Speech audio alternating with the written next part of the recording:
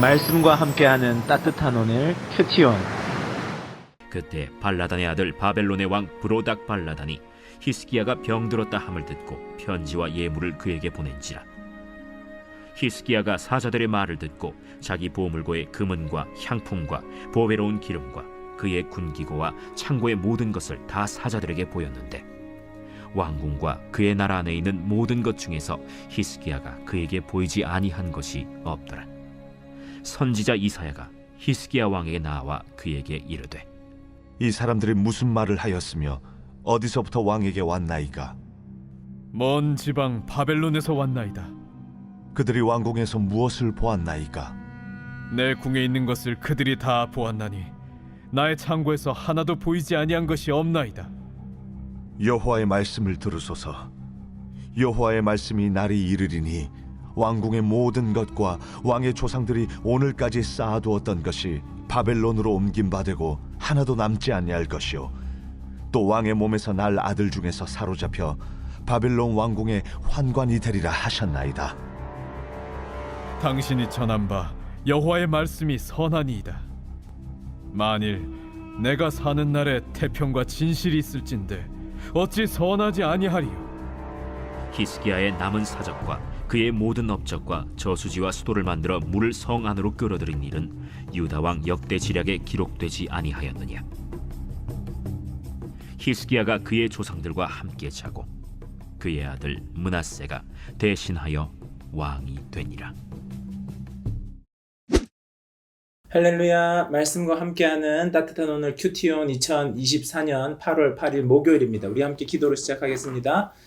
사랑의 하나님, 감사드립니다. 오늘 이 하루도 잡으시고 지켜주시고 말씀으로 인도하여 주시옵소서. 감사드리며 이 모든 말씀 우리 주 예수 그리스도 이름으로 기도드립니다. 아멘. 네, 오늘 말씀은 열왕기하 20장 12절에서 21절까지의 말씀입니다. 오늘 말씀은 히스기야의 큰 실수에 대해서 성경은 기록하는데요. 아수르가 패권을 장악하고 있었던 시절에 아수르는 곳곳을 침략하고 전쟁을 일으킵니다. 그때에 히스기야가 아수르와 전쟁하는 상황, 아수르의 공격을 막아내고 있던 그 상황 가운데 히스기야는 병에 걸렸고 그 병이 낫게 됩니다. 우리가 어제까지의 내용이죠. 그때에 이 히스기야가 병에 걸렸다는 소식을 듣고 예루살렘으로 바벨론, 이 당시의 바벨론은 강대국이 아니었습니다. 아수르가 최강대국이기 때문에 아직은 이 아수르의 뒤를 살피고 있는 상황에 이 바벨론이 위문사절단을 보내고 있습니다. 위문사절단이 기도하면서 히스기야가 병을 걸렸다는 것과 또 하나님의 은혜와 역사로 인하여서 낫게 되었다는 것을 알게 되었을 것이고, 또한 축하사절단이라고도 할 수 있을 것입니다. 히스기야 치료가 된 시점에서 하나님의 놀라운 섭리를 보기 위해서, 하나님의 역사를 보기 위해서 또 그 하나님의 도움을 한번 받아보고자 하는 그 마음으로 이스라엘을 방문하게, 남유다를 방문하게 되는 것이죠. 그렇게 이 바벨론에서 그들을 찾아왔을 때에 히스기야는 하나님의 은혜를 체험하고 그의 병으로부터 나음을 얻었음에도 불구하고 어리석은 행동을 저지릅니다. 어떻게 그가 나았는지, 어떻게 이스라엘이 남유다가 회복되어 가고 새 힘을 얻어가는지를 알기 위해 찾아온 바벨론에게 그들은 모든 것을 다 내어줍니다. 그의 창고의 곡관과 모든 것을 다 보여줍니다. 그게 여러분 어떤 것을 의미하겠습니까? 하나님의 은혜로 이제 새롭게 세워져가는 그 국가, 하나님의 은혜로 그의 개인의 병이 치유되었던 놀라운 은혜를 경험한 이때에 히스기야가 고백해야 되는 게 뭡니까, 여러분? 하나님의 은혜 때문입니다. 하나님의 역사 때문입니다. 우리는 연약하지만 그 하나님이 주인이고 주권자 되시기 때문에 우리가 이 길에 설 수 있었습니다라는 고백이 되어야 하는데, 그는 모든 것을 내어주고 모든 것을 보여줍니다. 그리고 그는 이것이 마치 자신의 행적인 것처럼 드러내고 나타내는 일들을 한다는 겁니다. 이 부분에서 히스기야는 교만한 마음이 찾아왔고 자기 자신을 드러내고자 하는 그것으로 하나님이 자신에게 베푸신 그 은혜를 망각하고 자신의 힘을 과시하는데요. 오늘 말씀, 열왕기 하만의 말씀을 본다면요, 이걸 교만하다고 할 수 있는가라고 생각할 수 있지만 동일한 본문 열왕기 하의 내용을 또 다르게 상수를 해놓은 역대하 내용이 겹치는 부분이 있거든요. 역대하 32장 31절은 이 사건에 대해서 이렇게 설명합니다. 그러나 바벨론 방백들이 히스기야에게 사신을 보내어 그 땅에서 나타난 이적을 물을 때에 하나님이 히스기야를 떠나시고 그의 심중에 있는 것을 다 알고자 하사 시험하셨더라. 사신을 보냈을 때 하나님께서는 이 히스기야의 그 교만한 마음을 알고 그것을 시험하고 드러내기를 원하셨다 하는 것입니다.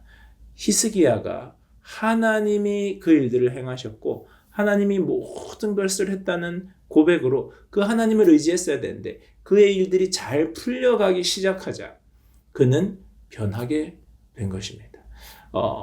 어제의 말씀에서 그가 죽을 병에 걸렸을 때는 하나님 외에는 구원자가 없음을 간절히 붙잡았지만 그의 상황이 좋아지고 다른 나라에 자랑할 만한 일들이 생기자 하나님과 멀어지게 되었다는 겁니다.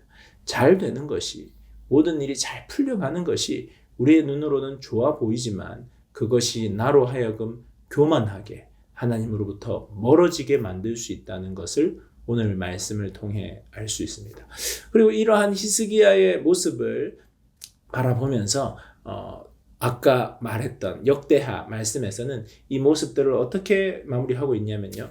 역대하 32장 25절 26절은 이렇게 설명합니다. 히스기야가 마음이 교만하여 그 받은 은혜를 보답하지 아니하므로 진노가 그와 유다와 예루살렘에 내리게 되었더니 히스기야가 마음의 교만을 뉘우치고 예루살렘 주민들도 그와 같이 하였으므로 여호와의 진노가 히스기야의 생전에는 그들에게 내리지 아니하니라. 히스기야가 마음의 교만을 내려놓게 되는 계기가 있었겠던 겁니다. 히스기야가 그렇게 교만하여서 바벨론에게 모든 것을 보여주었을 때 이사야 선지자가 찾아와서 그를 책망합니다. 책망하는 말을 듣고 히스기야가 돌이켰다 하는 내용을 우리가 알 수 있습니다. 히스기야는 선한 왕입니다. 선한 왕이기 때문에 그는 하나님께 칭찬받는 왕이었지만 그 칭찬받는 왕도 실수할 수 있고 교만할 수 있고 죄 지을 수 있다는 겁니다. 그 이후에 하나님의 말씀을 어떻게 듣고 어떻게 돌이키느냐가 중요한 것임을 보여주는 부분입니다. 오늘 말씀 열왕기하 말씀을 읽으시면서 여러분들도 하나님 앞에서 내 삶이 평안해질 때 점점 잘 되어질 때 나는 어떻게 행동하는지 깊이 살펴볼 수 있는 여러분들 되시기를 바랍니다. 묵상을 위한 질문입니다. 모든 것이 잘 되는 때 여러분은 어떻게 행동합니까? 두 번째 질문은요. 하나님 앞에서 교만과 겸손의 차이는 무엇입니까? 여러분 한번 생각해 보시면 좋겠습니다. 묵상을 하며 들으며 좋은 찬양은 주는 완전합니다. 입니다. 우리는 참 연약하지만 주는 완전하심을 고백하는 이 하루 되기를 주님의 이름으로 축복합니다. 우리 함께 기도하겠습니다.